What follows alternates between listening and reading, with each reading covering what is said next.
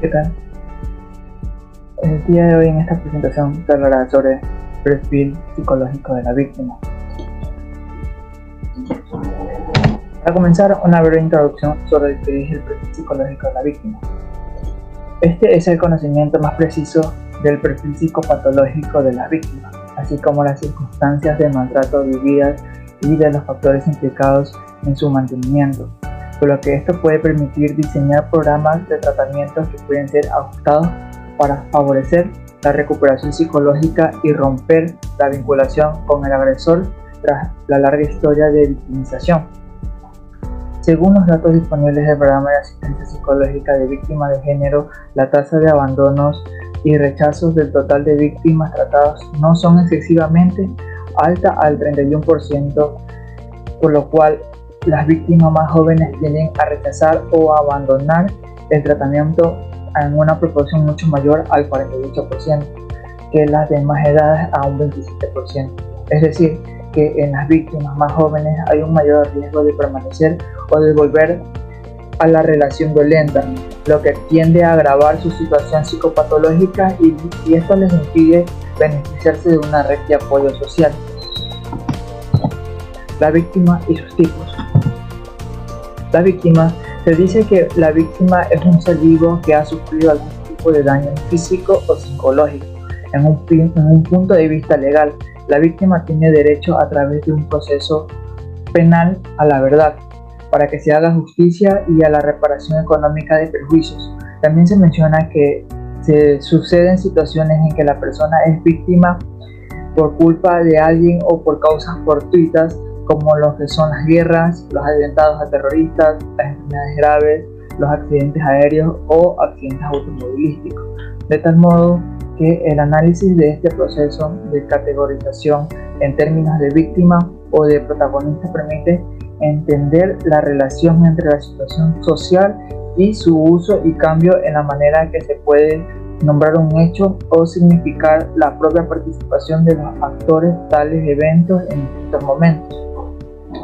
La apropiación por parte de una persona de la condición de víctima, ya sea para presentarse o identificarse, está ligada a los mundos de sentido, es decir, a los colectivos de pertenencias previos o actuales, a sus expectativas a futuros y a los beneficios o beneficios puede acarrear una clasificación o un encasillamiento. Dentro del campo de la violencia se viene a dar un campo social en el que se mezclan las trayectorias vitales de actores individuales y colectivos, ya que estos combaten para definir los límites y los contenidos del campo, las representaciones culturales, las rutinas burocráticas, objetivaciones científicas, realizaciones institucionales, las maneras de hablar, las luchas por la legitimidad y la del portavoz. Dentro de esto también encontramos ya los tipos de víctimas. Entre los tipos de víctimas, como primer punto está la víctima totalmente inocente o ideal, ya que esta víctima es categorizada por poseer altos niveles de inocencia, ajena por completo a la actividad del delincuente y que no se ha provocado la acción delictiva que padece, como por ejemplo los niños. Como segundo punto tenemos la víctima de la culpabilidad. Esta está clasificada en tres subcategorías. La víctima por imprudencia, ya que esta se origina el hecho delictivo por su comportamiento negligente, omitiendo las precauciones elementales. Como segunda subcategoría tenemos la víctima por ignorancia. Es la que provoca su victimización por desconocer la situación de riesgo. Y por último tenemos la tercera subcategoría, que son víctimas voluntarias. Son aquellas que colaboran y participan de la realización del delito, como las víctimas de cooperación del suicidio o la eutanasia. Como tercer punto tenemos la víctima provocadora. Esta víctima es aquella que incita al delito realizando una acción de inicio sin la cual el delito no habría ocurrido. Como cuarto punto tenemos la víctima no participante. Esta víctima es aquella que rechaza al delincuente y al delito y no ha contribuido al origen de la agresión. Como quinto punto tenemos la víctima latente o predispuesta. Esta víctima es aquella que tiene cierta inclinación a ser víctima, ya sea por su carácter o por otros factores incidentes. Y por último, como sexto punto, tenemos la víctima falsa, ya que esta es una presunta víctima de un crimen cometido por otra persona o víctima de sus propias acciones. Tipos de víctimas. Se debe considerar que para las diferentes clasificaciones de los tipos de víctimas se toman como base los criterios legales o la relación entre la víctima y el victimario. Por su parte, Hans Bond propone 5 categorías de clases generales en las que se describen las víctimas más frecuentes. Estas son los niños o jóvenes que debido a su inexperiencia o inmadurez son más propensos a volverse víctimas de un delito. Las mujeres que por su, entre comillas, debilidad reconocida por la sociedad y por la ley también se incluyen en esta categoría. De igual forma se tiene presente a los ancianos, los débiles y enfermos mentales, así como los inmigrantes por sus situaciones. Mendelssohn, por su parte, hace una clasificación desde un punto de vista más jurídico. Él establece que al momento de imponer una sanción al delincuente se debe considerar el grado de culpabilidad o inocencia de la víctima en la génesis y desarrollo de un delito. Así, mientras la acción de un delincuente sobre una víctima totalmente inocente deberá recibir la máxima de la pena establecida por la Constitución de dicho país, aquella víctima que ha provocado o ha colaborado de manera voluntaria por ignorancia o ha obrado de manera imprudencial, la pena del victimario deberá disminuirse. Y en algunos casos ni siquiera se considera la sanción al victimario cuando la víctima ha sido simuladora de un hecho delictivo. Por su parte, Marchiori menciona que la tipología a partir de la relación entre la víctima y victimario. Entre estos tenemos autor y víctima que pertenecen al mismo grupo familiar.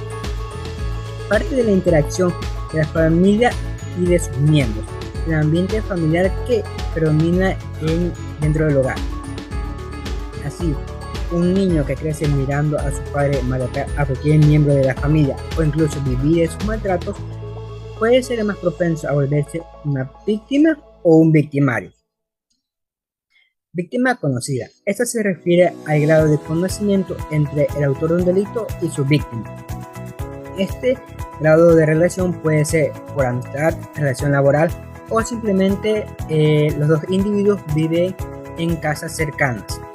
Aquí se debe incluir que en muchos casos la víctima no conoce al autor del delito, sin embargo este sí conoce a la víctima. Por último se puede mencionar a la víctima desconocida, la cual menciona que no existe algún grado de relación entre la víctima y el victimario, simplemente que este último escoge su víctima al azar, como en el caso de un robo en la calle.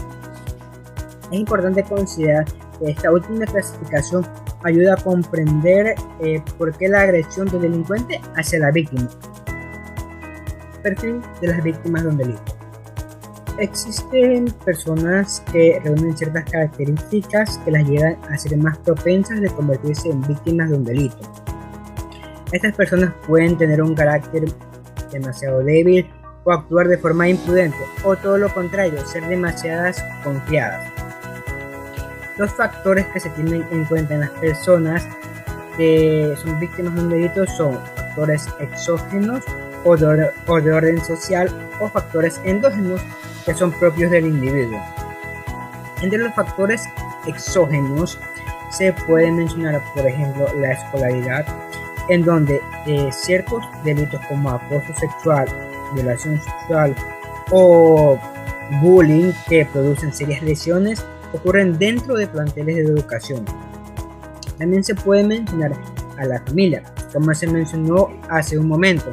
La familia puede producir, o el entorno familiar puede producir que una persona sea más propensa a convertirse en víctima de un delito. Por último, se puede mencionar la profesión, ya que existen profesiones que conllevan un riesgo más alto para las personas que lo desempeñen. Este es el caso, por ejemplo, de taxistas, de policías o de guardaespaldas.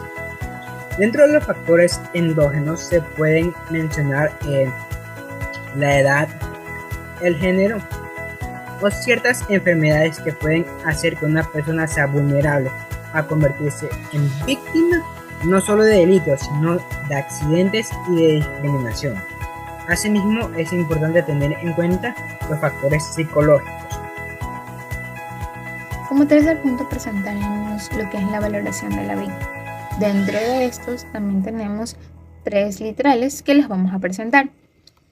El primero es la comprobación de la credibilidad subjetiva.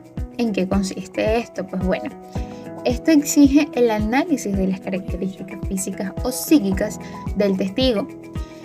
¿Qué nos indica esto? Estos pueden ser para personas minusválidas sensoriales o psíquicas. Dentro de la ceguera, la sordera, el trastorno de debilidad mental, dentro de la edad también infantil, que sin anular el testimonio lo debilitan y también obligan el análisis de posibles motivaciones espurias, lo que conlleva el análisis del entorno personal y social que atribuyen el contexto en el que se han desarrollado las relaciones entre el acusado y la víctima, para constatar si las declaraciones inculpatorias ha podido presentar por móviles resentimientos, lo que es venganza o inamistad, dentro de otras. Dentro de también la intención espuria que puede enturbiar su credibilidad. ¿Qué nos indica esto? Pues bueno, eso nos indica que el testimonio, o bueno, dentro de la credibilidad, tiene que estar totalmente parcial. ¿Por qué? Porque no puede estar inclinado ya sea para la víctima o para el victimario. Como segundo punto o segundo parámetro, en este caso, tenemos lo que es la valoración de la declaración de la víctima, que esta consiste en el análisis de su credibilidad objetiva o verosimilitud del testimonio. Según las pautas jurisprudenciales, debe estar basada en la lógica de la declaración, es decir, tiene que ser de una coherencia interna. Y en el suplementario apoya los datos objetivos de corroboración de carácter periférico, lo que es la coherencia externa. Como último punto y tercer parámetro, tenemos lo que es la valoración de la declaración de la víctima, que esta consiste en el análisis de la persistencia en la incrementación de lo que ya sea conforme a las referentes pautas jurisprudenciales, que esto supone la ausencia de las modificaciones esenciales en las secuencias declaraciones presentadas por la víctima. ¿De qué se trata esto? Pues bueno, esto se trata de una persistencia material de la incrementación de la valoración. Eso no es un aspecto de manera formal de representación de un disco o una lección aprendida, sino es una constancia sustancial de las diversas declaraciones. Pues bueno, el crecimiento de las declaraciones se van a hacer de una manera ambigua, general o verdadera. Es valorable que las víctimas especifiquen y concreten con precisión los hechos narrados.